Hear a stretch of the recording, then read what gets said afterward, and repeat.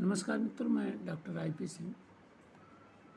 महाराजा Surajmal bridge विश्वविद्यालय भरतपुर की वार्षिक परीक्षाएं जो 2023 से शुरू होने जा रही हैं। कुछ बच्चों ने हिंदी साहित्य के लिए मुझसे कुछ महत्वपूर्ण प्रश्न और दिशा निर्देश मांगा था। मोबाइल ख़राब होने से मैं आपको वीडियो नहीं दे पाया, लेकिन अभी शायद समय है, परीक्षा भी 2-3 दिन बाद है, तो आपके लिए कुछ गाइडलाइन दे रहा हूँ। अवलोकन करें, इससे शायद आपको कुछ मदद मिल जाए और मेरे परिश्रम की सार्थकता होगी। तो पहले पूरा पाठ्यक्रम देख लेते हैं, फिर उसी के आधार पर हम तैयारी करते हैं। तो BA भाग 3 के हिंदी साहित्य का पाठ्यक्रम कैसे तैयार करें। तो इसमें प्रथम प्रश्न पत्र हिंदी साहित्य के जो प्रथम प्रश्न पत्र है उसका निर्धारण कुछ इस प्रकार किया गया है। नंबर 1, भारतेंदु प्रबोधिनी, जो कृष्ण के माध्यम से जागरण का संदेश है। ध्यान रखें, एक सांकेतिक रचना है। कृष्ण यहाँ हमारी युवा पीढ़ी के प्रतीक हैं। और ध्यान रखें कि 1857 का गदर बचपन में भारतेंदु ने देखा था और जो उसका अवसान हुआ उससे वो बड़े व्यथित थे, लेकिन अंग्रेज़ों के प्रभाव के कारण वो खुल करके अपनी बात नहीं कह सके। इसलिए एक विवाद है कि वो देशभक्त हैं या राजभक्त। और दूसरी तरफ मान के चलें कि वो कृष्ण भक्त थे, हालांकि वो राधा को ज़्यादा प्यार करते हैं, उनके प्रति ज़्यादा उनकी आस्था है। तो कृष्ण आधुनिक स्वतंत्रता संग्राम के पुरोधा के रूप में यहाँ प्रस्तुत हुए हैं। तो प्रबोधिनी, उस हिसाब से आप एक बार इसको पढ़ लेंगे। हरिओम का प्रिय प्रवास, जो पवनदूती प्रसंग आपके पाठ्यक्रम में सर्ग 6 और इसकी छंद संख्या 51 से छंद संख्या 83 तक दी गई है। मैथिली शरण गुप्त का साकेत 9 सर्ग से कुल 10 पद दिए गए हैं। करुणे बोल कर जाओ, दूसरा उस रुदंती वीरणी यत्नों की ओर, तीसरा सींचे ही बस प्रवीणा, चौथा कौन सा दिखाऊं सदैव हृदय से लेकर, पांचवा वेदने तू भी प्राणधनी, निरख सखी न बस्सर, स्वर ताल छठा पद है। सातवां दरसो परसो जन बरसो, आठवां मैं निज आलिंद वन में जाग, नौवां लाई सखी मालिनी थी चौमासे की माया, 10वां निरख सखी ये खंजन आए विषदर्शा विस्तृण। नंबर 4, प्रसाद की पिछोला की प्रतिध्वनि, हिमाद्रि तुंग हिमालय के आंगन में, और आंसू प्रारंभ से लेकर पाकर इस शून्य हृदय को सबने आ डेरा डाला तक। 5वां निराला, नंबर 1 जागो फिर एक बार, नंबर 2 राम की शक्ति पूजा, और खिल गई सभा से अंत तक। अज्ञे का युद्ध विराम वो पुल बनाएंगे, भीतर जागा दाता, ये 3 कविताएं कोर्स में हैं। मुक्तिबोध बबूल, उन्हें युद्ध की बात करने दो, जन जन का चेहरा एक। 8वां धर्मवीर भारती, कनुप्रिया, पूर्व राग से प्रथम 5 गीत। कनुप्रिया, ध्यान रखें, राधा का चरित्र है। कनु माने कृष्ण और प्रिया माने प्रिया, तो राधा के चरित्र को लेकर के लिखा गया ग्रंथ है। नरेश मेहता का प्रार्थना धेनु में, महाभाव, सूर्योदय एक संभावना, इतिहास और प्रार्थना। दुष्यंत कुमार की 10 गज़लें, कहाँ तो तय था चिरागा, कि ये सारा जिस्म झुक कर, भूख है तो सब्र कर, रोटी नहीं कहीं पे धूप की चादर, मत कहो आकाश में कोहरा, छठा हो गई है पीर पर्वत सी, ये गज़ल तो आपकी चिरपरिचित होगी। जिंदगानी का कोई मकसद नहीं है। 8वां बाढ़ की संभावनाएं सामने हैं, पक गई हैं आदतें बातों से सर, और 10वां है एक गुड़िया की कई कठपुतलियों में जान। तो मित्र, आपका पेपर कुछ इस तरह से आएगा।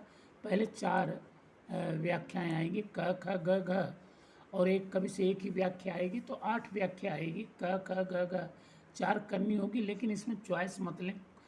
पाठ्यक्रम आपका बहुत लंबा चौड़ा नहीं है, 10 कवियों को तैयार कर लें, क्योंकि ऐसा भी हो सकता है कि कम तैयार करें तो तैयार किए हुए दोनों कवि की व्याख्या एक ही साथ आ जाए और दूसरी व्याख्या ऐसी आवे जिसमें आप तैयार न किए हों। तो जुआ मत खेलिए। 35-40 पद ही लगभग कुल हो रहे हैं, तो उसे एक बार पढ़ लीजिएगा और 5 चरण बनाने की कोशिश करिएगा। पहले संकेत, फिर संदर्भ में कवि का नाम, पाठ का नाम और पुस्तक का नाम। इसके बाद प्रसंग, वो रचना जब लिखी गई है तो किस संदर्भ पे लिखी गई, उससे पहले क्या कुछ हुआ है, तो उसको अंकित करेंगे। इसके बाद व्याख्या, और व्याख्या के बाद टिप्पणी। टिप्पणी में ज़रूर मित्र थोड़ा सा काव्य गुण, भाषा, शब्द शक्ति अगर हो, थोड़ा सा ध्यान रखें, तो उसमें कोई अलंकार हो या ऐसी कोई बात हो, लिखने की कोशिश ज़रूर करें, ताकि परीक्षक को पता लग सके कि आपकी जानकारी कैसी है। इसके बाद प्रश्न संख्या 2, 3, 4 आएगी, जिसमें विकल्प होगा, तो 2-2 प्रश्न उसमें से एक करना होगा, और अंतिम पे 3 या 4 टिप्पणियाँ आएंगी, 2 करना होगा। तो इसमें अंकों का जो विभाजन वो क्लियर किया गया है। अब मेरे विचार से व्याख्या के बाद महत्वपूर्ण क्या है, तो प्रबोधिनी पाठ की मूल संवेदना, इसमें कृष्ण के माध्यम से राष्ट्रीय संघर्ष के लिए जागरण का संदेश दिया गया है। तो आप इसको तैयार कर लेंगे सांकेतिक अभिव्यक्ति के साथ। प्रिय प्रवास के प्रतिपाद्य पर, तो प्रिय प्रवास राधा की विरह वेदना पर आधारित रचना है। तो राधा का चरित्र पिछली बार पूछा गया है, इसलिए प्रतिपाद्य पूछा जाएगा, उत्तर एक ही बनता है। प्रतिपाद्य उसका जो है राधा की वेदना को प्रस्तुत करना है। साकेत पर प्रश्न खुला नहीं आया है, इसलिए मेरे विचार से 2 में से 1 प्रश्न महत्वपूर्ण होगा, और ये जो कलर दिया गया है नीले के अलावा, वो मेरे विचार से ज़्यादा महत्वपूर्ण है, हालांकि महत्वपूर्ण सभी हैं। तो साकेत के नवम सर्ग के आधार पर उर्मिला के चरित्र का वैशिष्ट्य बताइए। तो ध्यान रखें मित्रों कि साकेत का जो मूल आधार है वो नवम सर्ग ही है, और उसमें उर्मिला के चरित्र की प्रतिष्ठा। साकेत के मूल संवेदना, तो साकेत जो है वो अयोध्या को केंद्र बना करके उसी राम भक्ति का संदर्भ है, लेकिन इसमें राम को नहीं बल्कि उर्मिला के चरित्र को स्थापित करना मूल उद्देश्य है रचनाकार का। तो इसे पढ़ लीजिएगा, मेरे यूट्यूब चैनल पर भी इस पर टिप्पणी है। अगला है छायावाद में प्रसाद का उदान और स्थान निर्धारित करें। तो ध्यान रखें कि छायावाद के 4 विशिष्ट रचनाकार हैं, उसमें प्रसाद जी सबसे विशिष्ट माने जा सकते हैं। प्रसाद पंत निराला और बाद में महादेवी वर्मा को इसमें सम्मिलित किया गया है। तो छायावाद की विशेषताएं और प्रसाद की विशिष्टताओं को उसमें स्थापित करने की चेष्टा करिएगा। रहस्यवाद, नारी शक्ति के प्रति जो आस्था है, राष्ट्रीय जो दृष्टिकोण है, जो उनकी भाषा के प्रति अपना लगाव है। अगला, राम की शक्ति पूजा के आधार पर निराला की रचना धर्मिता पर प्रकाश डालें। तो निराला ने राम को एक सामान्य व्यक्ति के रूप में प्रस्तुत किया है, और ये स्थापित किया है कि परिस्थितियाँ अगर विषम हो तो हमें हिम्मत नहीं हारनी चाहिए, शक्ति की उपासना करके जीतने की कोशिश करना चाहिए। मुक्तिबोध की रचना धर्मिता, तो मुक्तिबोध एक तरह से है तो प्रयोगवादी कवि, लेकिन ये कबीर की परंपरा, निराला की परंपरा के विद्रोही कवि के रूप में भी माने जाते हैं। तो कहीं न कहीं इनके अंदर एक संघर्षशीलता की बात होती है। धर्मवीर भारती की कनुप्रिया एक रोमांटिक दृष्टिकोण का एक काव्य है, ये भी है तो प्रयोगवादी रचनाकार। कनुप्रिया राधा के रूप में प्रस्तुत ये काव्य सौंदर्य है। सूर्योदय एक संभावना के आधार पर नरेश मेहता के काव्य से, नरेश मेहता भी प्रयोगवादी रचनाकार हैं, और उन्होंने कहीं न कहीं संघर्षशीलता को स्थापित करने का प्रयास किया है। और अंतिम प्रश्न, दुष्यंत कुमार को हिंदी गज़ल का पुरोधा कहना कितना संगत है, सोदाहरण।